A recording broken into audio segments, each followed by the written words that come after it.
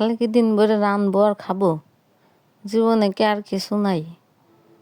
আছে। এই যে দুইজনে রেডি হয়ে গেলাম। রেডি হয়ে কই যাচ্ছি জানো? ঘুরতে যাচ্ছি। কোন জায়গা যাচ্ছি সেটা তোমরা ভিডিওর সাথে দেখতে থাও। এত সুন্দর একটা জায়গা যাচ্ছি, তোমাকেও দেখলে মনটা ভালো হয়ে যাবে। এই দুইজনে যে লঞ্চ ঘাটেরতে গোপালগঞ্জ তোমার লঞ্চ ঘাটেরতে অটোতে উঠিয়ে চলে আসলাম। এটা কোন জায়গা হতে পারো তোমরা? এটা হচ্ছে চাপাইল ব্রিজ।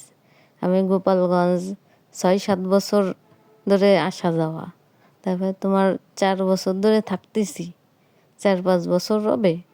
এখন পর্যন্ত আমি তোমার এই চাপাইল ব্রিজটা দেখতে পারলাম না। দেখছি ওই যে ফোনে ছবিতে কত সুন্দর দেখা যেত, এখন আর কালার গেছে ডিসকালার হয়ে। তারপরও যাইয়ে ভালোই লাগছে। এটা হচ্ছে মধুমতি নদীর উপর ব্রিজটা, অনেক সুন্দর। কি সুন্দর একেবারে নদী, চারপাশে ঘাস, পড়ন্ত বিকেলে তোমার সূর্য ডুবতেছে। হ্যাঁ, আমি একটু নিজেরই একা একা ভিডিও করতেছি মাঝখানে করে টরে। দুইজনে দেখি কি খাবার জিনিস পাওয়া যায়। চানাচুর ভাজা খালাম, বাদাম ভাজা খালাম, ও ফুচকা চটফটি ছিল, তা আমার ভালো লাগি নাই, পছন্দ হয় না, এই জন্য ওগুলো আর খাই নাই। কারণ আমাকে গোপালগঞ্জ শহরের তা অনেক ভালো লাগে আমার কাছে। এই দেখো নদীটা কত সুন্দর দেখা যাচ্ছে।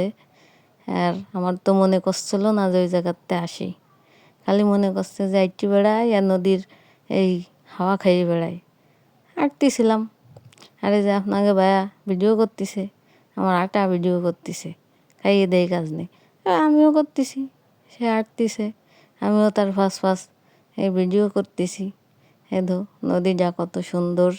তোমাকে কেমন লাগলো তোমরাও কিন্তু জানাইও। আর তোমাকে যদি আমার ভিডিও ভালো লাগে, তোমরা একটু দয়া করে একটা লাইক, একটা কমেন্ট একটু করে যাইও। আর যারা ফলো করো নাই তারা একটু ফলো করে আমার সাথে একটু থাইও।